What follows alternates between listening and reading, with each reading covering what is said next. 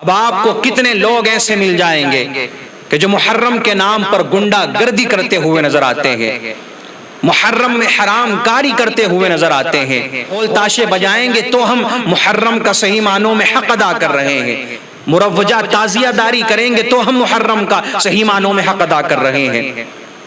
میلے لگائیں گے تو ہم محرم کا صحیح معنوں میں حق ادا کر رہے ہیں، زور و شوروں کے ساتھ میں تیاریاں کی جاتی ہیں، باقاعدہ چندہ ہوتا ہے کہ چندہ دیجئے، ہم محرم کے لیے ڈھول تاشوں کا انتظام کر رہے ہیں، بالخصوص 10 محرم میں ڈھول بجایا جائے گا، میلہ لگایا جائے گا، اس کے لیے چندہ اکٹھا ہوتا ہے، مروجہ تعزیہ داری کے لیے چندہ اکٹھا ہوتا ہے کہ 1 محرم سے لے کر 10 محرم تک کنٹینیو لگاتار ہر شب میں محرم کی ہر رات میں ڈھول بجایا جاتا ہے۔ میرا رب کریم قرآن کریم میں ارشاد فرماتا ہے، ان عدت الشہور عند اللہ 12 شہرا فی کتاب اللہ یوم خلق السماوات والارض منها 4 حرم ذلك الدین القیم فلا تظلموا فیہن انفسکم۔ رب کریم نے قرآن مجید میں ارشاد فرمایا کہ بے شک مہینوں کی تعداد، مہینوں کی گنتی اللہ کے نزدیک 12 مہینے ہیں، فی کتاب اللہ یوم خلق السماوات والارض،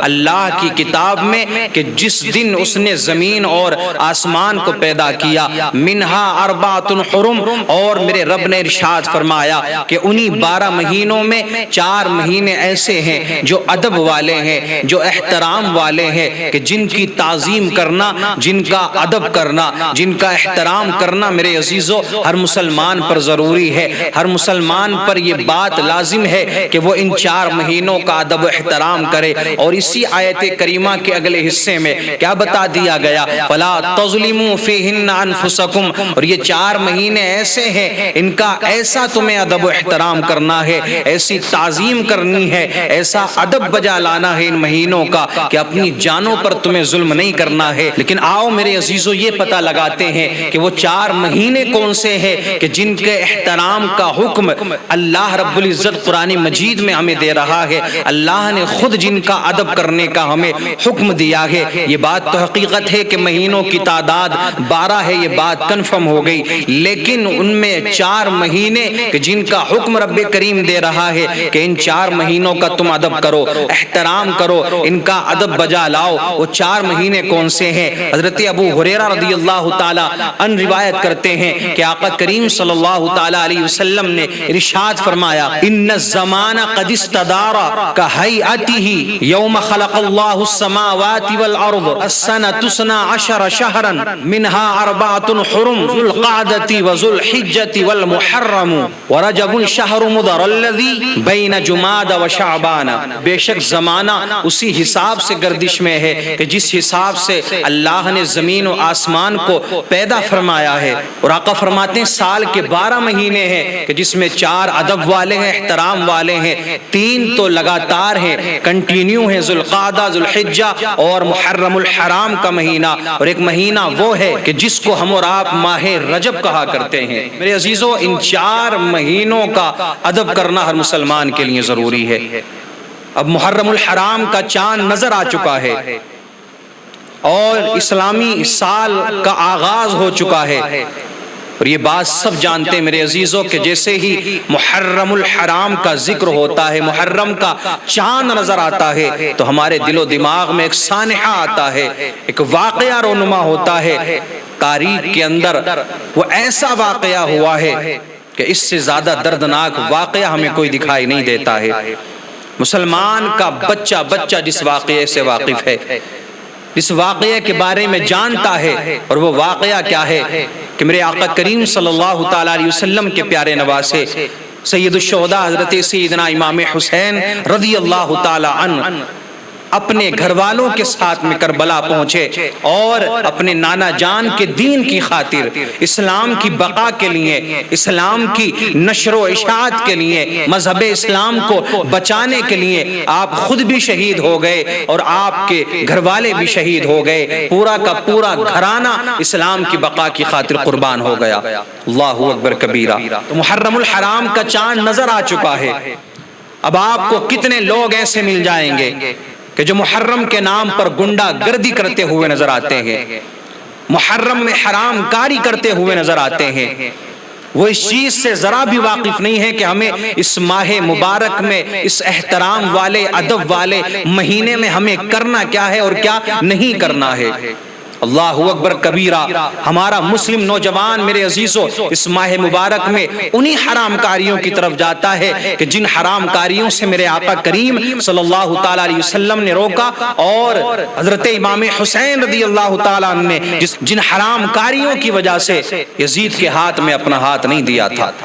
اپنی گردن تو دینا گوارا کر لیا آپ نے، لیکن فاسق و فاجر یزید ملعون کے ہاتھ میں سید الشہداء حضرت امام حسین نے اپنا ہاتھ نہیں دیا۔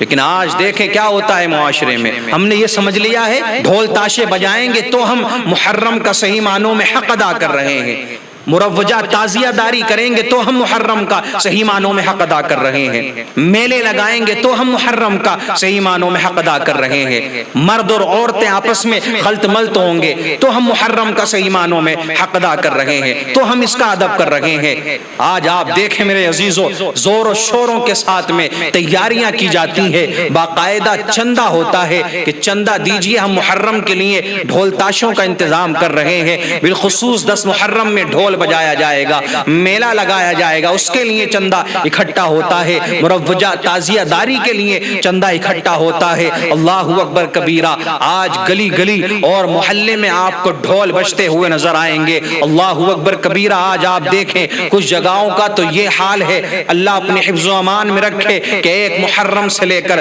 10 محرم تک کنٹینیو لگاتار ہر شب میں محرم کی ہر رات میں ڈھول بجایا جاتا ہے، ڈھول تاشے بجائے جاتے ہیں، نگاڑے بجائے جاتے ہیں۔ اللہ اکبر کبیرہ میرے عزیزو، وہ لوگ یہ سمجھتے ہیں کہ ہم ڈھول بجانے کے بعد میں امام حسین کو راضی کر لیں گے، ہم ڈھول بجانے کے بعد میں کربلا والے کو راضی کر لیں گے، کربلا والے ہم سے راضی ہو جائیں گے۔ آج ہمیں کیا ہو چکا ہے، کس طرف ہم جا رہے ہیں، یہ پہلی مرتبہ نہیں ہے، ہر سال مقررین، واعظین، خطبہ، ائمہ اور تمام تر علماء کرام، تمام تر عالم دین، سمجھدار لوگ یہ سمجھاتے ہیں کہ یار محرم میں یہ خرافات نہ کرو، محرم میں یہ حرام کاری نہ کرو۔ اگر کوئی ایسا کہتا ہے تو اس کو کہہ دیا جاتا ہے کہ یہ تو حسین سے محبت کرنے والا نہیں ہے، یہ تو اہل بیت کا دشمن ہے، یہ اہل بیت سے پیار نہیں کرتا ہے، اہل بیت سے محبت نہیں کرتا ہے۔ مجھے بتاؤ کہ اہل بیت سے محبت کی یہ نشانی ہے کہ ڈھول بجایا جائے،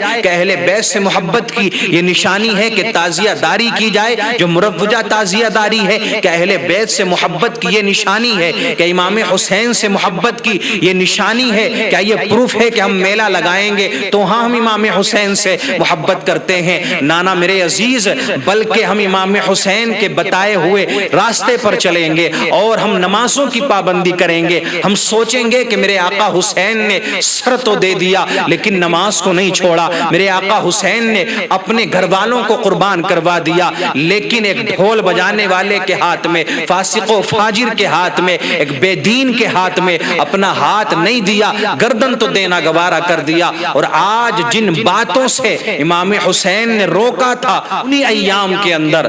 کہ جو امام حسین سے وابستہ ہیں جو ایام، وہی حرام کاری ہم کرتے ہوئے نظر آتے ہیں۔ آپ بجاؤ نا یار، آپ کے گھر میں اگر کسی کا انتقال ہو جائے، موت ہو جائے کسی کی، تو جاؤ وہاں جا کر کے اس کے 10ویں میں، اس کے 3 میں، اس کے 40ویں میں ڈھول بجاؤ، ڈھول تاشے بجاؤ۔ آپ کے کسی رشتہ دار کا انتقال ہو جائے، رشتہ دار دنیا سے چلا جائے، آپ اس کے جنازے پہ جا کر کے ڈھول بجاؤ، اس کے جنازے پر جا کر کے آپ ڈھول تاشے بجاؤ، ناچ گانا کرو، آپ کو دھکے مار کر وہاں سے نکالا جائے گا اور پوری زندگی کے لیے دشمنی ہو جائے گی۔ لیکن ہمیں مقصد کو سمجھنا ہوگا، ہم نے ابھی مقصد کو جانا ہی نہیں ہے، ہم نے یہ سمجھ لیا کہ ڈھول تاشے بجا لیے، تعزیہ داری کر لی، بس حق ادا ہو گیا۔ نہ ہم نے حقیقت کو نہیں جانا ہے، ہمیں کرنا کیا ہے کیا نہیں کرنا ہے، ہم اس چیز سے وابستہ ہی نہیں ہے۔ لیکن آؤ میرے عزیزو، ہمیں یہ پتہ لگانا پڑے گا کہ ہمیں ان ایام میں کرنا کیا ہے۔ نبی کریم صلی اللہ تعالی علیہ وسلم نے ارشاد فرمایا، افضل الصیام بعد رمضان شہر اللہ المحرم، رمضان کے بعد سب سے افضل روزے اگر کسی مہینے کے ہیں تو وہ محرم الحرام کے مہینے کے ہیں، وہ ماہ محرم کے روزے ہیں۔ आओ रोजे रखो, 1 मुहर्रम से लेकर 10 मुहर्रम तक रोजों का एहतमाम करो। और बिलखुसूस मेरे अजीजों 10वीं मुहर्रम के रोजे की बड़ी फजीलत आई है हदीस पाक के अंदर। मेरे आका फरमाते हैं कि मुझे ये उम्मीद है कि जो आशूरे का रोजा रखता है अल्लाह पिछले साल के उसके तमाम गुनाहों को माफ फरमा देता है। तो मेरे अजीजों तमाम तर खुराफात से बचने के बाद में, तमाम तर बुराइयों से मेरे अजीजों बचने के बाद में, आज आप देखें कि मुस्लिम मुआशरे का हाल क्या है। आज मुसलमान पिटता हुआ नजर आ रहा है। आज मुसलमान हर जगह से धक्के मार कर निकाला जा रहा है। आज मुसलमान को कितना सताया जा रहा है, कितने जुल्म और सितम के पहाड़ ढाए जा रहे हैं। मेरे अजीजों अपनी तारीख को पढ़ करके देखो और उन जानिसारों की तारीख को पढ़ो कि जिन्होंने इस्लाम की खातिर, मजहब इस्लाम की खातिर अपनी जानों को कुर्बान कर दिया, तब आपके अंदर जज्बा पैदा होगा। उनकी तारीख को पढ़ो कि उन्होंने किन बातों से रोका और किन बातों को करने का हुक्म दिया गया। तो ये महीना अगर हमें मयस्सर हुआ है, ये अय्याम अगर हमें मयस्सर हुए हैं, तो मेरे अजीजों इस महीने का अदब एहतराम करना हर मुसलमान पर जरूरी। अदब कैसे होगा?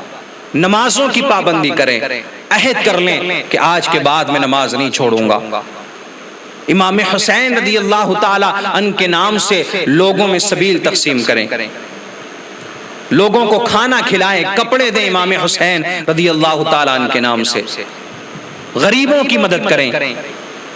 रोजे रखें, जितना हो सके गरीबों की मदद करें, इमाम हुसैन का सदका लुटाएं। यह है सही मानों में इन अय्याम का अदब करना, एहतराम करना। मेरे अजीजों अगर आपने ऐसा नहीं किया, फला तज़लिमू फीहिन्ना अनफुसकुम, अगर आपने अपनी जानों पर मेरे अजीजों जुल्म किया, कुरान तो कहता है कि इन महीनों में अपनी जानों पर जुल्म ना करो। अब देखें अखाड़ों के नाम पर जुल्म होता है, कहीं पर सुई चुबोई जा रही है अपने पेट में,